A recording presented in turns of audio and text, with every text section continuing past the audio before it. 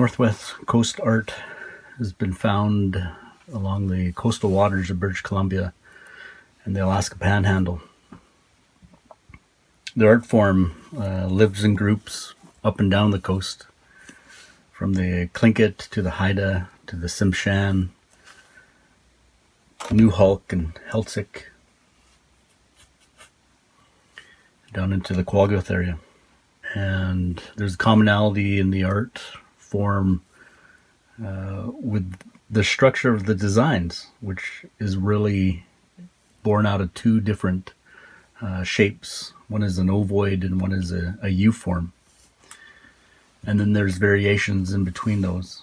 And when you put the pieces together, they become what is called a form line, or a structure in which you can actually build your design from. And then you start adding other elements to it that become the secondary portion of the form line. And then a third or a tertiary form in fine lines. The art form is found in small objects like tattoo designs and face stamps. It's also found in everyday implements like spoons and bowls and rattles, into regalia, forms of dance aprons and blankets and frontlets and hats, to bigger items like storage boxes or bentwood boxes. Designs are found in the house and in house posts, in interior screens, and on house fronts. And then, of course, the totem pole. All of which tell people where you're from and who you are and what lineage you're from. They're a depiction of family structure and lineage. And the stories that are passed down through countless of generations and that are still here. It tells the story of the land and how we came about. So when you're looking at the graphic design of Northwest Coast art, it starts off with a really simple and beautiful form. It's called the ovoid. And when you're drawing an ovoid, in today's terms, and even when we're actually doing other designing, I've gone to a digital format, so I can actually draw on my iPad here. Most of the drawing that I've done previously is done on a sheet of paper with a pencil, tracing paper, and then I'll start using templates that are cut from paper. But here I can quickly sketch out an idea that I have in my head, and I can go back over and clean up the lines and then print it off and bring it to a printer or put it on to t-shirts or hats or whatever I think. And it's really a great place for digitally, rather than carrying around a bunch of sketchbooks. I can actually just throw it onto the iPad. So the ovoid shape is this beautiful shape that looks like an ovoid, but has a little bit of a curve on the bottom that lends itself to having this concave shape to it. And what it does is actually give you movement in your design.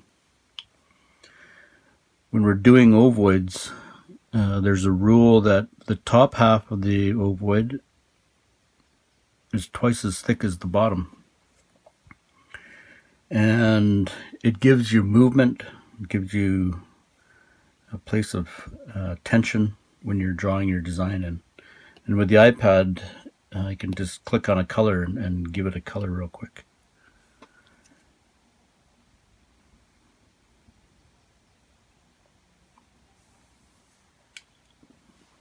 So that's your basic ovoid shape.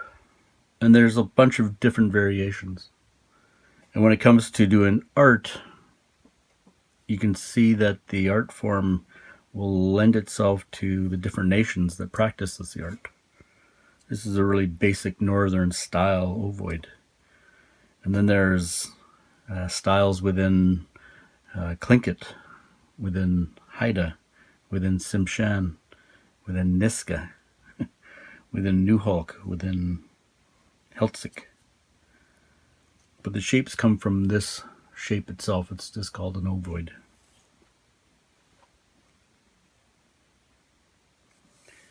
The other shape that we talk about is what's called a U-form.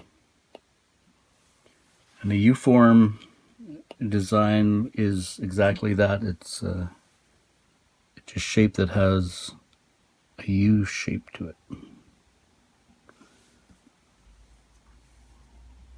And like the ovoid, and like the other forms, there's a rule around it. But it will look something like this.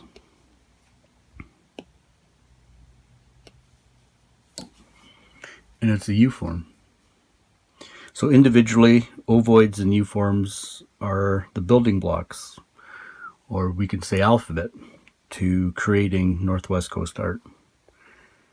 And like the ovoid, the U-form has shapes within nations, within clans, and within families, and of course individual style. So after studying lots of artwork over time, you'll recognize the shapes and who were painting them or who were designing them. So you take these two shapes, the ovoid and U-form, and start designing them.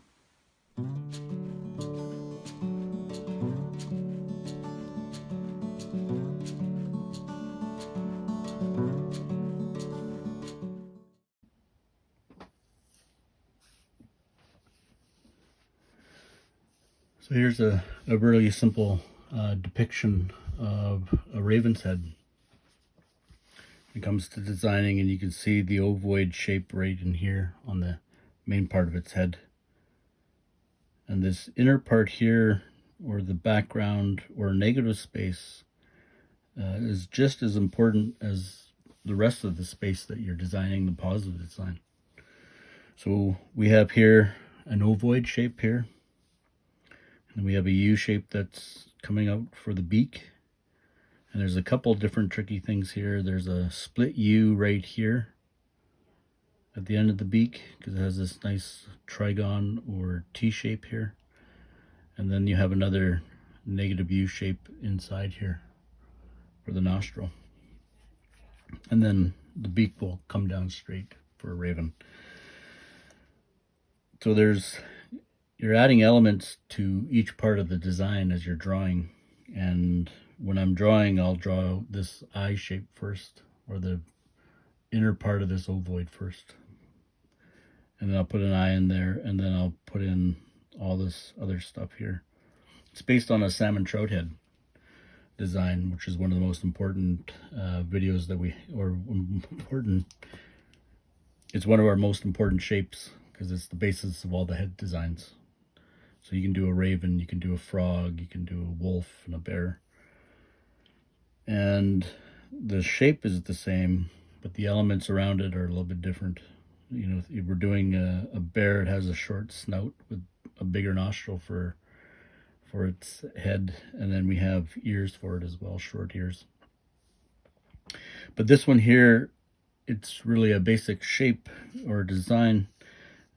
You can see this U form right here that comes off the back of the mouth here, which is the cheek form. And to break up this space, we put a little trigon or a T form in it. The red here are two U's that are actually together. This leg here for this U form is actually the end of the leg for this U form here. And inside you have this nice negative shape on both sides. And then these little elements here where we're breaking up the space to define this U form. And to define the other U that comes out for the tongue itself. So anytime we're designing and looking at crest designs, we're thinking about all the spaces.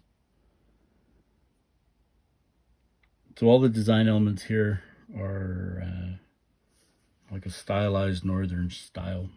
And there are different types of Northwest Coast art, in the sense that it's composition and design elements are specific for areas, like the Tsimshian and the Haida and the Niska and Tlingit and other nations towards the south, the Nuxalk and the Heiltsuk. They have a design style that's of their own. And if you look at it, nation style, then you have house style, and then you have clan styles, and then you go down all the way to the individual. So when you're looking at the art, if you study it enough, you can tell who has painted that design and where it comes from. Last depiction of Raven was quite a simple one. This one gets a little bit more complex in the sense that there's a little bit more elements coming towards together. It's, again, still a northern style of depiction of Raven, but I've added a little bit more complex eye to this one here. More of a salmon trout head eye with a nice fine line. Now the elements are similar to the other Raven. This one has an ovoid for its main part of the tongue, and then a U form that comes off it. And then this negative space is broken up with a split U fine line. And a lot of these fine lines actually were discovered when we started carving the designs. So there's some rules that need to be followed when we're doing some design work, and usually the thickness of the top of the main ovoid here around the eye, that thickness is actually throughout the whole design element itself. It'll probably be the thickest part, and no other part of the design will be thicker than that part. So you look at this head design, you have this, again, this ovoid. It's been stretched out a little bit, elongated, and it still has the nice beak element, nice U form that comes off the main ovoid, and then that split U form here that's been truncated by this negative space for the nostril. And then I added a little bit of an ear design, ear coming off the back of the Raven. You can see nice fine lines in the split U's here and here and here, and you can see it's sort of a negative right space right here. So there's a balance between all the design elements, and of course the wing here as well. So the art form is found everywhere, and it's the beauty of the Northwest Coast art.